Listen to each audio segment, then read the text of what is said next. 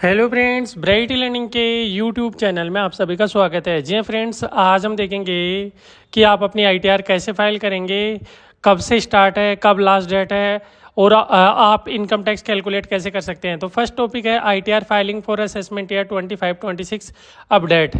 यहाँ पे जो अपडेशन है वो यहाँ पे 1 बाय 1 करके चेक करेंगे। Start and last date for ITR filing.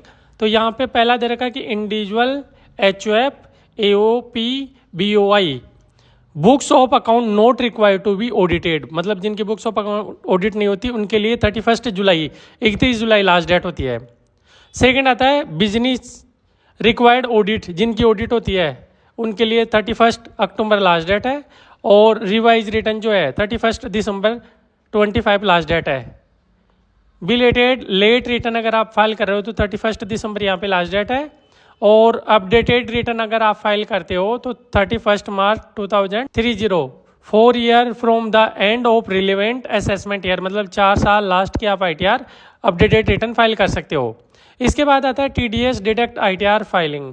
जिनका टीडीएस अगर कटा हुआ है तो उनके लिए यह है कि टीडीएस रिटर्न फाइल जो लास्ट डेट होती है 31 मई है, तो 31 मई के बाद ही अपनी आईटीआर फाइल करें। अगर आपका टीडीएस कटा है किसी भी सेक्शन के अंदर तो आप 31 मई से पहले अपनी आईटीआर फाइल नहीं करें, क्योंकि हो सकता है कि आपका जो लास्ट क्वार्टर का टीडीएस है वो वहाँ पे शो नहीं हो। तो 31 मई के बाद आप जून में अपनी आईटीआर फाइल कर सकते हैं अगर आपका टीडीएस कटा है तो।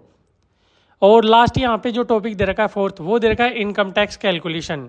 यहाँ पे हम इनकम टैक्स कैलकुलेट करके देखेंगे कि आपकी इनकम पे आप टैक्स कैसे कैलकुलेट कर सकते हो रिटर्न फाइलिंग से पहले ही। इसके लिए सबसे पहले आपको गूगल के अंदर इनकम टैक्स लॉगिन लिख के इंटरफेस करना है और फर्स्ट साइट पे क्लिक कर देना है।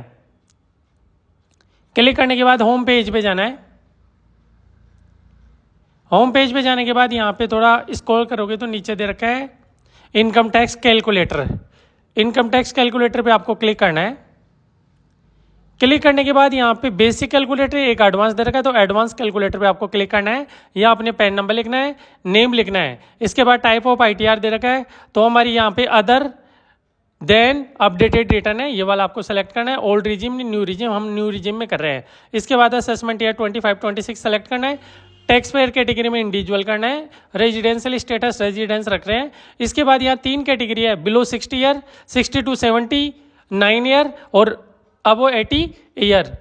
तो जिस कैटेगरी में आप आते हो वो आपको सेलेक्ट करना है। यहाँ लास्ट डेट आ जाएगी और जिस दिन आप कैलकुलेट कर रहे हो वो डेट भी यहाँ पे आ गई है।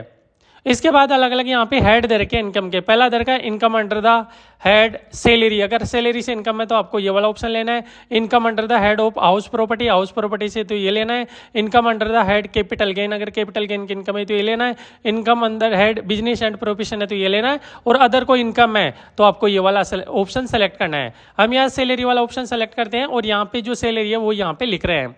तो हमारी जो सैलरी है 7,85,000 रुपये हमारी सैलरी है, जिसमें से 75,000 रुपये हमारे को क्या स्टैंडर्ड डिडक्शन मिल गया। तो 75,000 स्टैंडर्ड डिडक्शन हो गया। नेट जो टैक्सेबल सैलरी है 7,10,000 यहाँ पे आ गया। और इसमें टैक्स एट नॉर्मल रेट वगैरह कैलकुलेट करके इन्होंने बता दिया। टोटल टैक्स ऑन इनकम जो है 10,400 रुपये यहाँ पे बता दिया, अमाउंट यहाँ पे आ गया। और बैलेंस टैक्स पेबल रिफंडेबल भी वही आ गया, सेम अमाउंट। बट यहाँ पे अगर आप मान लो अब टैक्स का पेमेंट करोगे 31 मार्च के बाद तो आप पे इंटरेस्ट भी एप्लीकेबल है, तो यहाँ पे हमारे को इंटरेस्ट भी पे करना पड़ेगा। और हमारा टोटल जो टैक्स होगा 11,030 रुपये हमारे यहाँ पे हमारे को टैक्स जमा करवाना पड़ेगा। जो टोटल टैक्स हम पे करेंगे वो 11,030 रुपये होगा विथ इंटरेस्ट। अब हम देखते हैं कि आपको आईटीआर फाइल कैसे करना है। इसके लिए लॉगिन का टैब दे रखा है ऊपर, उस पर आपको क्लिक कर देना है। और यहाँ पे अदर हेड के अंदर भी आप देख सकते हो इनकम वगैरह लिख के, इनकम फ्रॉम अदर हेड के अंदर जो भी ऑप्शन आता है, सेविंग बैंक इंटरेस्ट हो गया, अदर इंटरेस्ट इनकम हो गई, अन्य कोई है तो। अब हम यहाँ पे लॉगिन करते हैं। लॉगिन करने के लिए आपको लॉगिन वाले टैब पे क्लिक करना है। अगर मान लो आपका रजिस्ट्रेशन नहीं है तो रजिस्ट्रेशन का ऑप्शन आता है राइट साइड में, उस पर क्लिक करके रजिस्ट्रेशन कर सकते हो आप यहाँ से। उसका वीडियो ऑलरेडी चैनल पे दिया हुआ है। हमारा ऑलरेडी रजिस्टर है तो हम यहाँ पे पैन नंबर लिखेंगे। पैन नंबर लिखने के बाद कंटिन्यू वाले टैब पे क्लिक कर देंगे। कंटिन्यू टैब पे क्लिक करने के बाद यहाँ पे पासवर्ड मांग रहा है, पहले डिक्लेरेशन सेलेक्ट करेंगे, उसके बाद पासवर्ड मांग रहा है तो पासवर्ड लिखेंगे। अगर पासवर्ड नहीं हो तो फॉरगेट पासवर्ड करके आप फॉरगेट कर सकते हो। उसका वीडियो ऑलरेडी चैनल पे दिया हुआ है, देख सकते हैं। हम यहाँ पासवर्ड लिख के कंटिन्यू वाले टैब पे क्लिक करेंगे और आगे का प्रोसेस यहाँ पे देखेंगे। कंटिन्यू वाले टैब पे क्लिक करने के बाद यहाँ इनकम टैक्स रिटर्न ITR लिखा हुआ आ गया और सिलेक्ट असेसमेंट ईयर आ गया। तो अभी जो असेसमेंट ईयर आ रहा है 24-25 आ रहा है, 25-26 नहीं आ रहा है। जैसे ही ITR का फॉर्म अपडेट हो जाएगा यहाँ पे 25-26 का ऑप्शन आ जाएगा और आप ITR फाइल कर सकते हो। ये ऑप्शन आप डैशबोर्ड पे जाके देखते हो तो यहाँ पे मिडिल में दे रखा है file your return form year ending 31 March for the assessment year 25-26 e filing for the same will be enabled soon, मतलब जल्दी जो ITR के फॉर्म है वो यहाँ पे एक्टिव कर दिए जाएंगे। कैसा लगा वीडियो अच्छा लगा तो लाइक करें, चैनल को सब्सक्राइब करें। Thank you.